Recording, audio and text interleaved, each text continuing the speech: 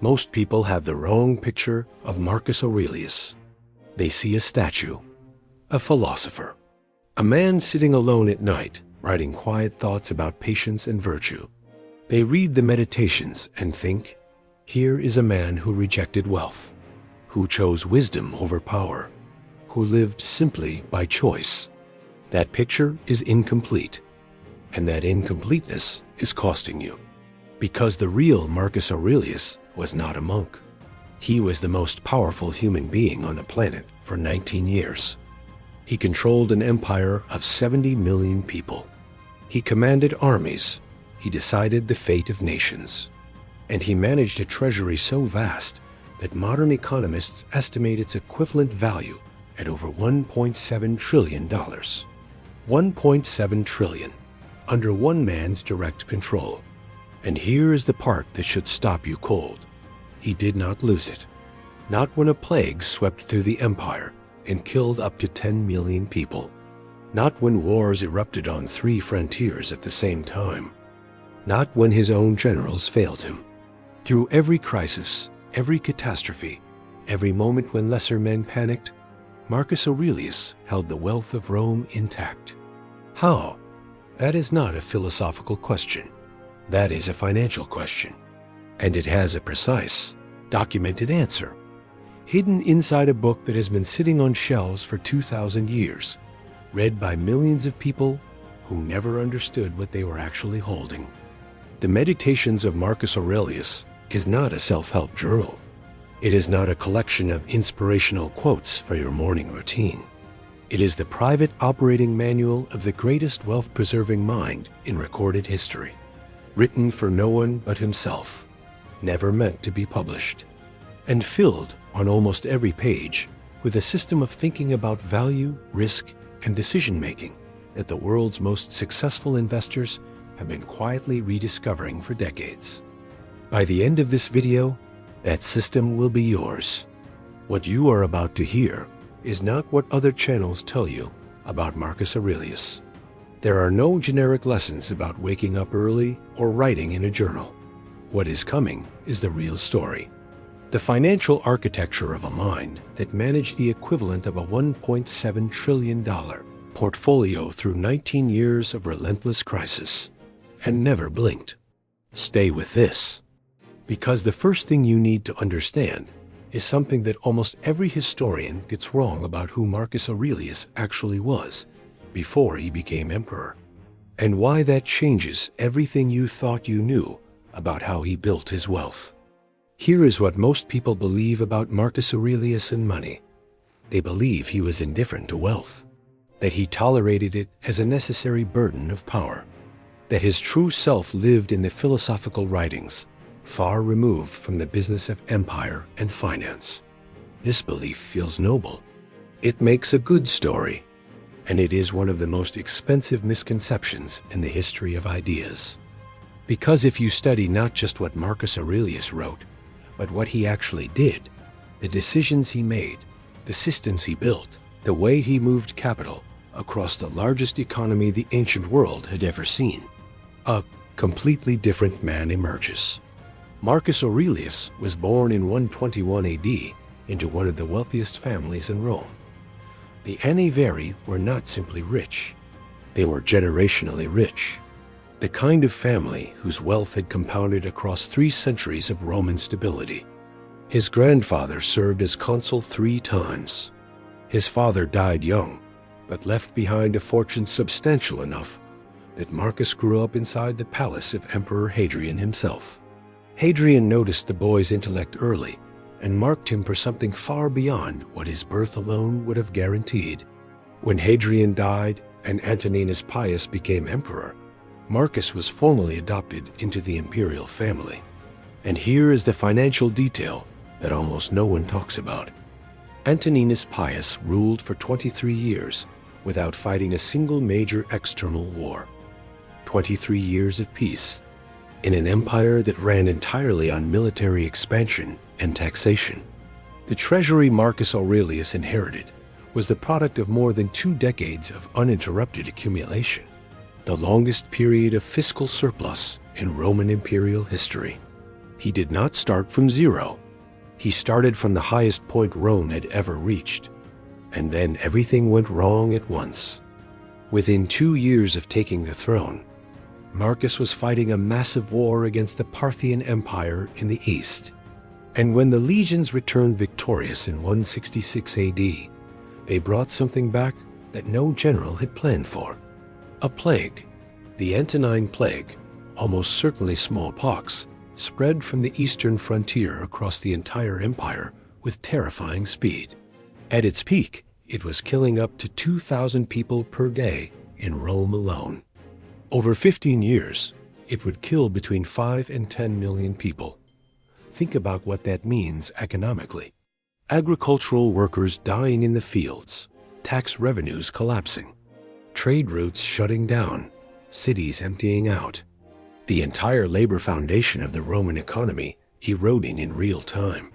No historical precedent to consult, no playbook. And simultaneously, on the northern frontier, Germanic tribes breached the Danube and pushed deep into Roman territory for the first time in centuries. Marcus spent the last decade of his life personally commanding military campaigns on that frontier, living in a military tent, writing the meditations in the hours before dawn. He died on campaign in 180 AD. The empire was intact. The treasury was strained but functional. The frontier was secured. This is the man whose financial philosophy you are about to learn. Not a philosopher sitting safely in Rome.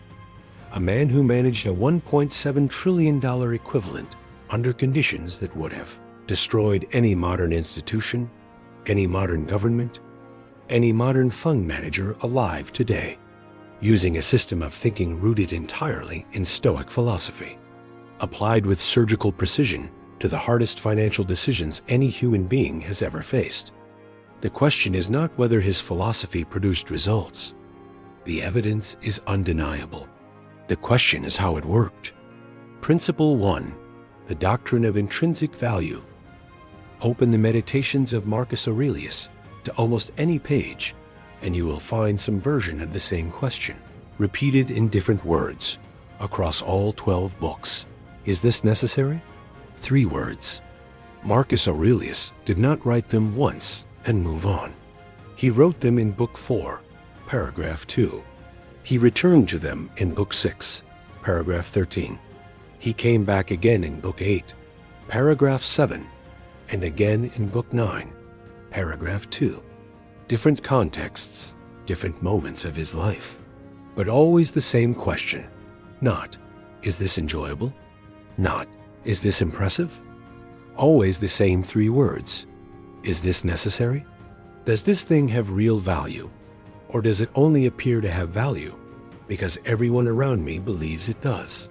This is a system for separating intrinsic value from perceived value. And the failure to make that distinction is the single most common reason that wealth is destroyed. Think about how most people make financial decisions. They look at what other people are buying. They look at what the market is pricing highly. They make decisions based entirely on perceived value, on what other people believe something is worth, rather than on what it actually is worth.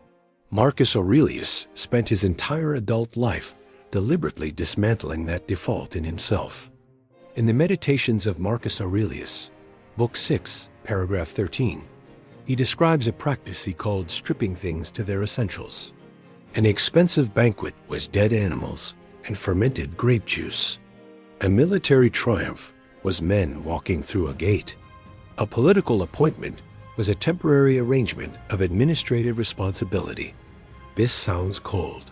It is meant to be cold, because the moment you strip away the social performance surrounding a decision, the actual value of what remains becomes visible with a clarity that is otherwise impossible to achieve. Warren Buffett has described his investment philosophy using almost identical language. Price is what you pay. Value is what you get. Those 2 numbers are almost never the same. The entire discipline of value investing is built entirely on the gap between perceived value and intrinsic value.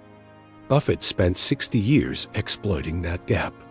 Marcus Aurelius was describing the same gap in 170 AD, not as an investment strategy, as a daily philosophical practice. Every major financial mistake follows the same pattern. Someone pays for perceived value, the status of a neighborhood, the prestige of a brand, the excitement of a trending asset, and discovers too late that the intrinsic value underneath was a fraction of what they paid. Every market bubble in history is a collective failure to ask three words: is this necessary? Marcus Aurelius asked that question about everything, so consistently and relentlessly that it became not a thought but a reflex, an automatic filter that every decision passed through before he acted. Most wealth is not lost in dramatic crashes. Most wealth bleeds out slowly, invisibly, through thousands of small decisions made on the basis of perceived value, decisions that would never survive 3 words of honest scrutiny. That is Principle 1, the foundation on which everything that follows is built. Principle 2, Amor Fati as an investment strategy. In the year 166 AD, the Roman economy was collapsing in real time. The Antonine Plague was spreading through every province. Markets were shutting down, tax revenues were falling off a cliff, and on the northern frontier, Germanic tribes were massing along the Danube, sensing weakness, waiting for the moment when Rome would finally pull back. Every advisor in the imperial court was telling Marcus Aurelius the same thing: consolidate, reduce exposure, pull the legions back. Marcus Aurelius did the opposite.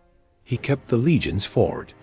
He sold off the treasures of the imperial palace, furniture, artwork, jewelry accumulated over generations, to finance military operations rather than raise taxes on a population already being destroyed by disease. He expanded Roman infrastructure in the provinces most affected by the plague, investing at the exact moment when every economic indicator said to stop. This was not recklessness. This was a philosophy in action. In the Meditations of Marcus Aurelius, Book 4, Paragraph 3, he writes about what the Stoics called Amor Fati, love of fate, not acceptance of fate as a reluctant concession to reality. Active, deliberate love of whatever the present moment contains, including, and especially, the worst of it. Amor Fati is not a coping mechanism. In the hands of Marcus Aurelius, it was a competitive weapon. When a crisis hits, the vast majority of people respond the same way. They freeze, they panic, they liquidate positions at the worst possible moment. They sell what Marcus Aurelius would have bought. They retreat from what Marcus Aurelius would have advanced toward. Everyone else is asking, how do I get out of this? Marcus Aurelius was asking, what does this make available that was not available before? This is the financial insight that Amor Fati contains. Every crisis is a redistribution event. Wealth does not disappear in a crisis. It moves. From the people making decisions based on fear to the people making decisions based on assessment. Warren Buffett said it simply: be fearful when others are greedy, and greedy when others are fearful. That single sentence is the entire financial application of Amor Fati compressed into 17 words. Marcus Aurelius was living that sentence in 166 AD, not as an investment strategy, but as a philosophical conviction, so deeply embedded in how he thought that it operated automatically, even under conditions of extreme pressure. Amor Fati does not make the crisis smaller. It makes you larger than the crisis. Principle 3. The obstacle is the way. In 169 AD, Marcus Aurelius faced a problem that had no solution. The Marcomanni had pushed through the Danube frontier. The plague was still killing thousands every week. The imperial treasury was under severe strain.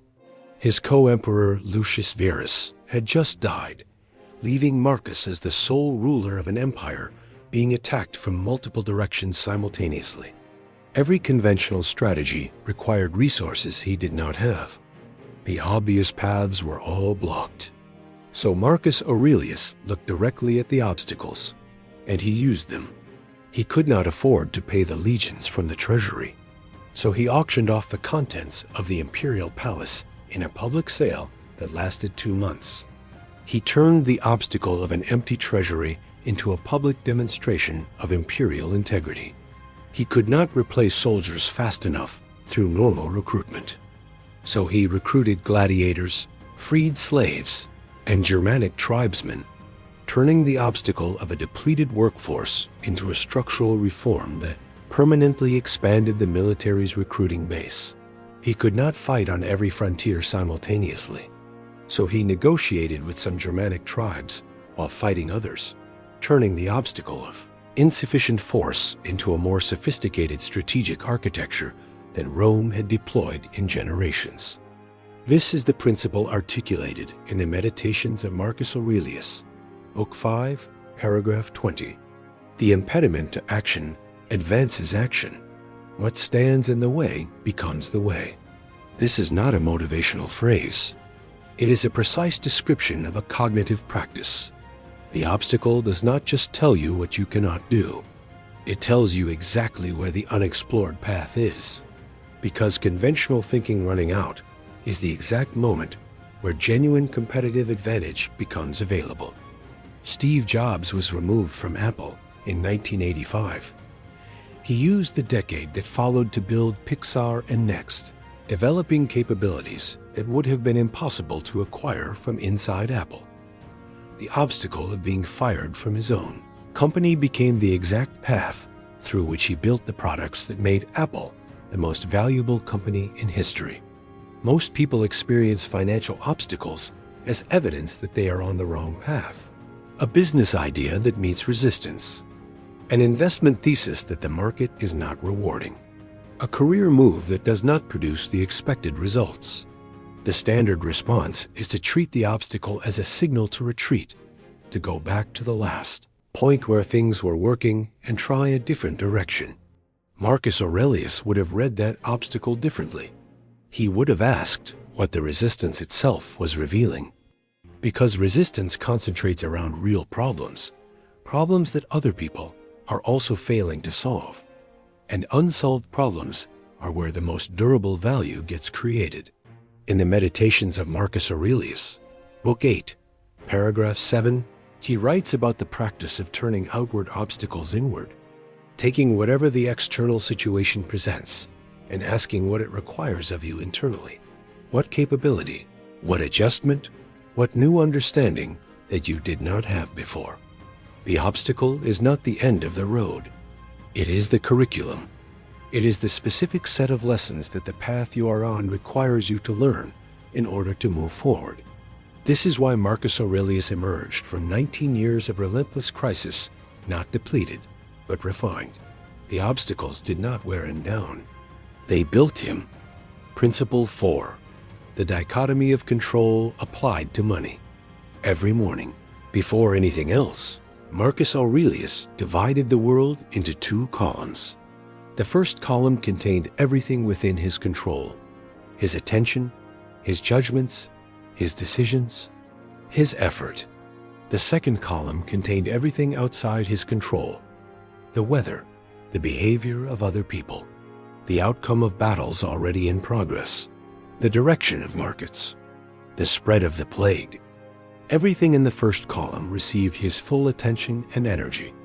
Everything in the second column received none. This is the principle that Epictetus placed at the absolute foundation of Stoic practice. In the Discourses of Epictetus, Book 1, Chapter 1, Paragraph 1, the very first sentence of his entire philosophical framework, he wrote, "Some things are within our power. Others are not." Think about how most people relate to their finances. They check their investment portfolio multiple times per day. They monitor market movements they have no ability to influence. They allocate massive amounts of mental energy, their single most valuable resource, to a column that Marcus Aurelius would have left completely empty. Research from behavioral economists Daniel Kahneman and Amos Tversky demonstrated that investors who monitor their portfolios more frequently make worse decisions than investors who check less often. Reacting to things outside your control is the primary mechanism through which long-term wealth is destroyed. Charlie Munger returned to one principle more consistently than any other throughout his career. Invert. Always invert. Do not ask what will make this investment succeed. Ask what will make it fail. Identify the things within your control that could cause failure and eliminate them. Stop paying attention to the things outside your control that might cause failure, because attention paid to those things produces anxiety without producing action. Marcus Aurelius governed an empire for 19 years and never once wasted a line of philosophical reflection on something he could not change. Every entry in the Meditations is about what he could do differently. The second column does not exist in the Meditations. He simply refused to populate it. Principle 5. Memento Mori as a tool for financial clarity. Marcus Aurelius thought about death every single day, not as a morbid exercise, not as a sign of despair, as a tool, a precision instrument for cutting through everything that did not matter and leaving only what did. The Latin phrase is Memento Mori. Remember that you will die. In the Meditations of Marcus Aurelius, Book 2, paragraph 14, he writes that Alexander the Great and his mule driver both ended up in the same place, that Augustus Caesar and his cook were leveled by the same finality, that Marcus Aurelius himself would one day be exactly as forgotten as the men who shined his boots. This is not nihilism. This is liberation. Because the moment you genuinely internalize the fact that everything ends, your wealth, your reputation, your empire, your life, the question of what to do with the time and resources you actually have becomes extraordinarily clear. The noise drops away. The social pressures that drive most financial decisions simply lose their power. Jeff Bezos described a decision-making framework he calls the regret minimization framework. When facing any major decision, he projects himself forward to age 80 and asks which choice he would regret more, having tried and failed, or having never tried at all. He credited it with some of the most consequential decisions he ever made, including leaving a well-paying job on Wall Street to start an online bookstore that most of his colleagues thought was a terrible idea. That is Memento Mori in a modern business suit. The same practice, the same mechanism, the same result. Most wealth destruction happens not in dramatic crashes, but in the slow accumulation of decisions made for the wrong reasons. Decisions made to impress people whose opinions will not matter in 10 years. Careers built around the wrong priorities because the short-term cost of changing direction felt too high to bear. Memento Mori cuts through all of it. In the Meditations of Marcus Aurelius, Book 4, paragraph 17, he writes about looking at everything from above, imagining the full sweep of time and asking what any given thing looks like from that altitude, not from the ground level of daily anxiety and social pressure, but from the long view that death makes available to anyone willing to think from it. From that altitude, the question of whether to take a financial risk that aligns with your actual values becomes simple. The question of whether to stay in a career that pays well but produces nothing you care about becomes simple. The question of whether to spend capital on things that signal status versus things that build genuine security becomes simple. The long view clarifies everything that the short view makes complicated. The practice itself requires very little time. A few minutes each morning, enough to recalibrate your perspective before the demands of the day take over. What the practice produces over time is a quality of decision-making that is almost impossible to achieve any other way. Principle 6. Cosmopolitanism as diversification. In the year 176 AD, Marcus Aurelius made a decision that confused almost everyone around him. He had just defeated the Marcomanni after years of brutal campaigning. Every general, every senator, every advisor expected him to consolidate, extract, and impose Roman systems on the defeated population. Marcus Aurelius did something different. He negotiated. He offered the defeated Germanic tribes terms that allowed them to maintain their own customs, their own leadership structures, and their own internal economies in exchange for border security commitments and military service.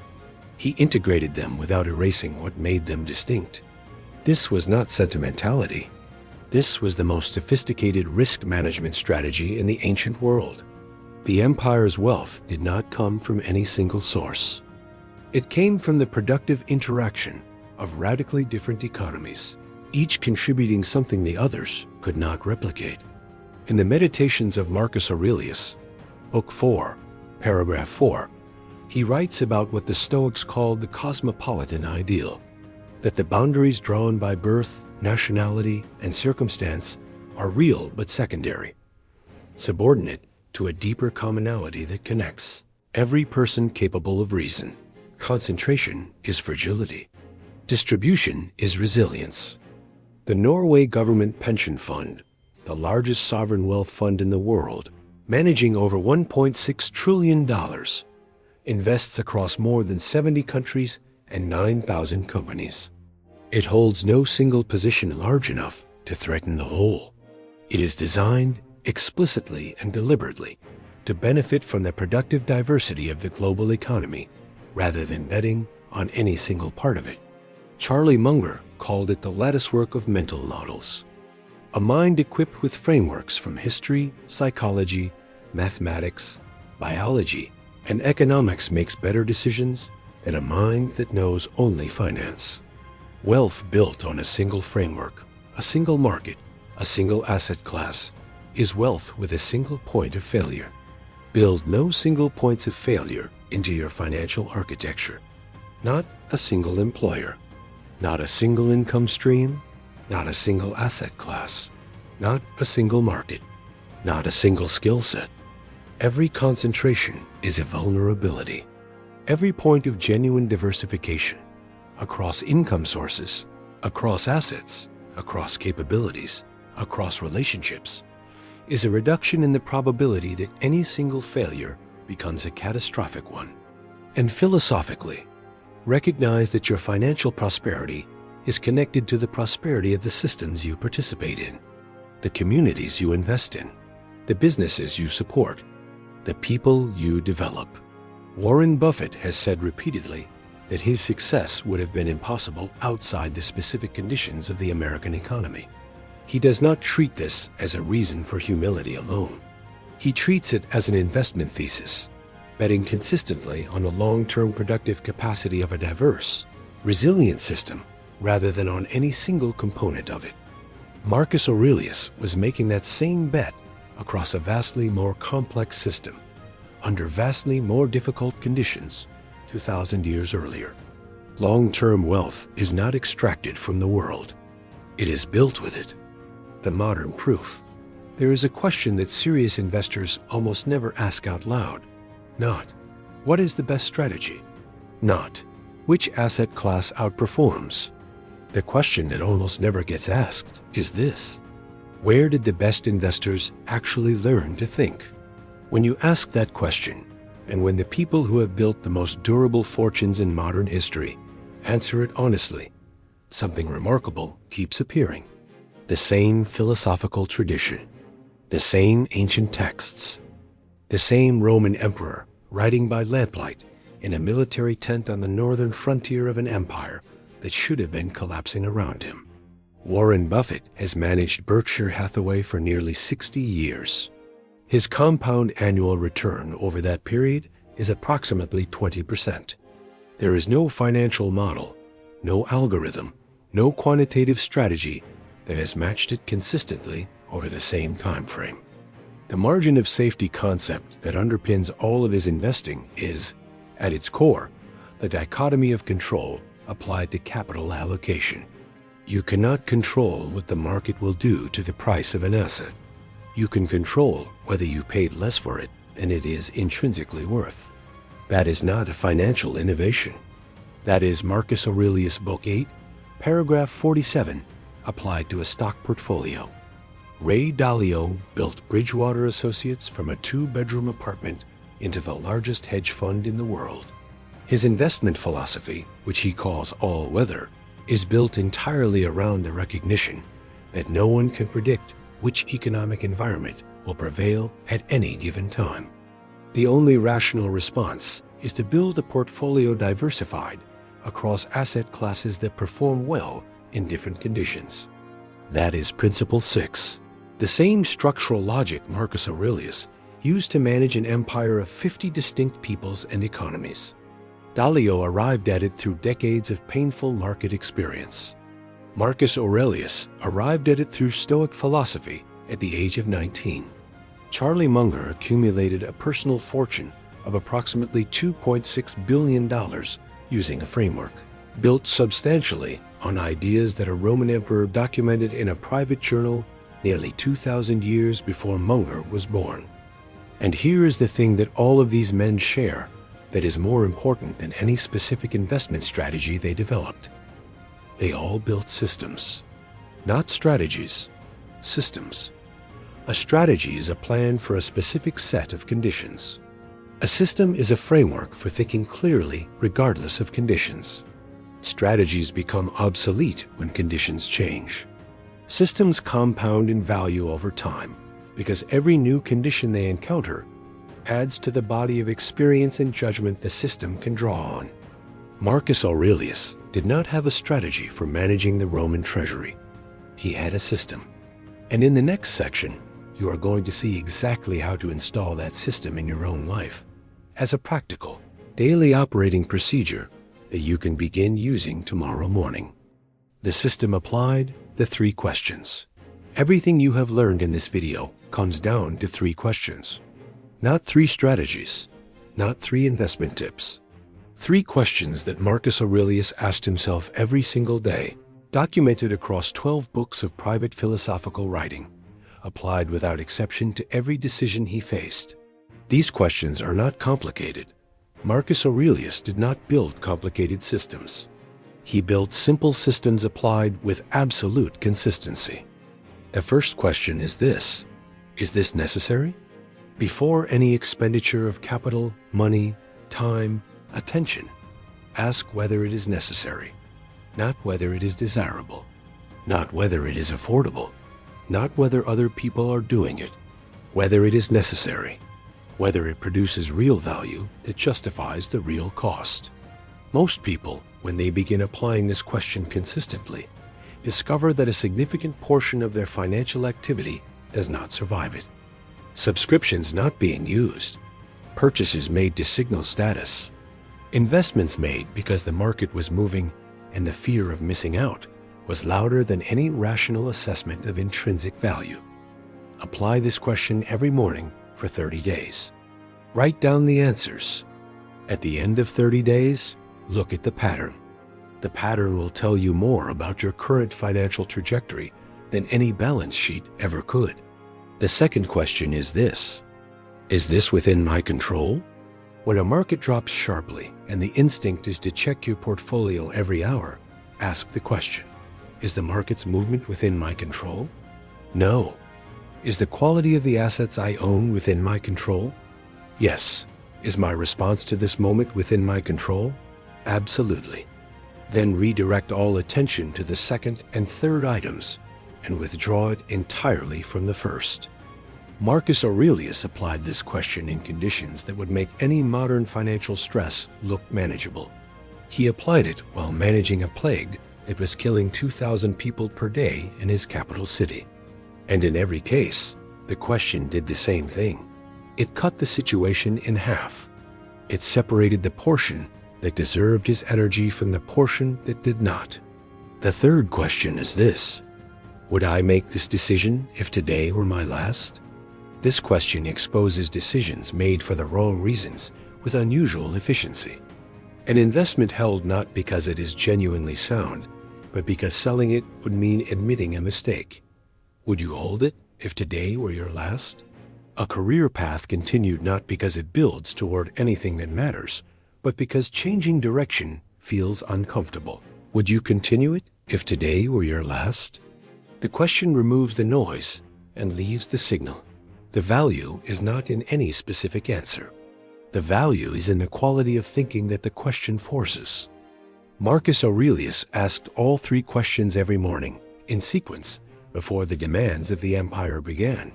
That is what you are building when you apply these questions consistently, not a strategy for specific circumstances. A default operating mode for all circumstances. 3 questions, applied every day, for as long as you are making decisions that matter. The real secret, the Stoic compound effect. There is a reason this channel is called the Stoic compound. Not the Stoic investor, not the Stoic philosopher, not the Stoic mindset, the Stoic compound. And by the time you finish this section, that name will mean something specific and permanent to you. Most people understand compound interest as a financial concept. $1 invested at 10% annually becomes $2 in roughly 7 years, $4.14, $8.21. The growth is not linear, but exponential. The longer the system runs, the more powerful the compounding becomes. This is true, and it is also incomplete, because the compounding that Marcus Aurelius practiced is not just financial. It operates across every dimension of a person's capacity to generate and preserve value. Judgment compounds. Every decision you make through the lens of the 3 questions adds to a body of practiced judgment that makes the next decision slightly clearer, slightly faster, slightly more accurate than the one before. The first time you apply the dichotomy of control to a financial crisis, it is effortful. The 100th time, it is automatic. The 1000th time, it is simply how you think. Reputation compounds. Marcus Aurelius governed 70 million people for 19 years and never betrayed a trust publicly documented.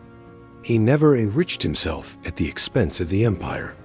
The reputation that produced created a level of institutional trust that functioned as a genuine financial asset. People brought resources to Marcus Aurelius rather than away from him. Trust is the highest returning asset in any economy. It is also the most slowly built and the most quickly destroyed. Resilience compounds. Every crisis Marcus Aurelius navigated using the Stoic framework added to his capacity to navigate the next one. He emerged from each crisis not depleted, but reinforced. The empire he left to his successor was, in many structural respects, more capable of absorbing shocks than the one he had inherited. The reason most people do not build lasting wealth is not that they lack access to good investments. The investments that have consistently produced the best long-term returns are widely known and widely accessible. The reason most people do not build lasting wealth is that they have not built a mind capable of acting on what they know when the conditions make it hardest to do so. Those are the moments when the compounded judgment of a Stoic practice either pays off or reveals its absence. And Marcus Aurelius spent 19 years in exactly those moments. Not occasionally, continuously. He was tested every day without relief for nearly 2 decades, and he did not break. Not because he was exceptional in any innate sense.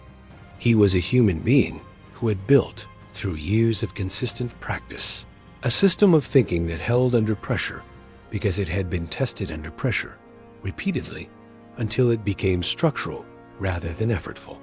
The Stoic compound effect is not a metaphor. It is a description of what actually happens when a philosophical practice is applied with the same consistency and patience that Marcus Aurelius applied to his. The returns are real. They compound.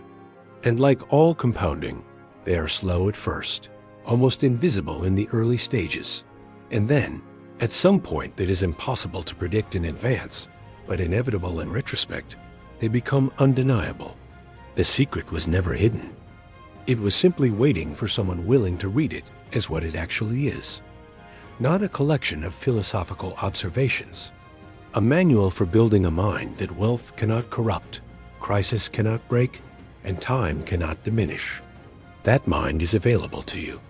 It always has been.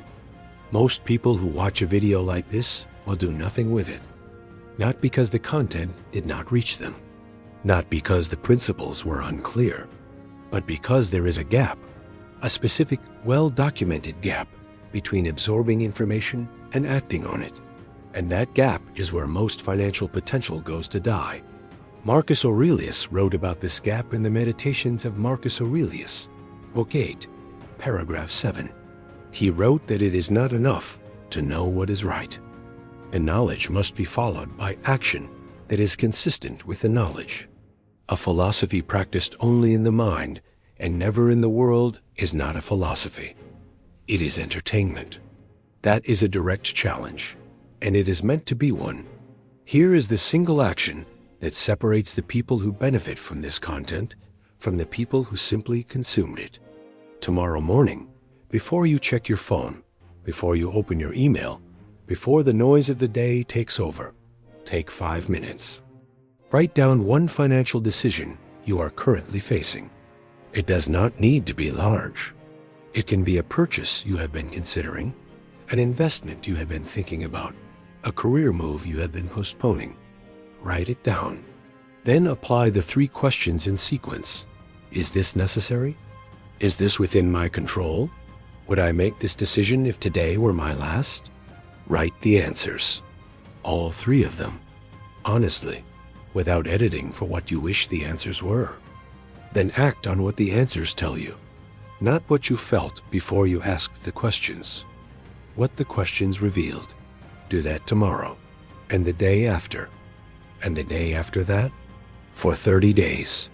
Then look at what has changed, not just in your financial decisions, but in the clarity and speed with which you make them. The compounding will already have begun. It will not be dramatic at first. It never is, but it will be real, and it will be building. Marcus Aurelius did not build a mind capable of managing $1 trillion empire in a single morning of philosophical reflection. He built it over decades of daily practice, documented in a journal he never intended anyone else to read. The Meditations of Marcus Aurelius is not the record of a man who had arrived. It is the record of a man who was building every single day in the most difficult conditions imaginable, with the same tools you now have access to. That mind is built through practice, not through watching, not through reading, through the daily deliberate application of 3 questions to the decisions that actually shape a financial life. You have everything you need. The only variable left is whether you use it. And if this video changed the way you think about wealth, about Marcus Aurelius, and about the relationship between ancient philosophy and modern financial success, subscribe to this channel, The Stoic Compound, where philosophy meets prosperity. New videos every Monday, Wednesday, and Friday.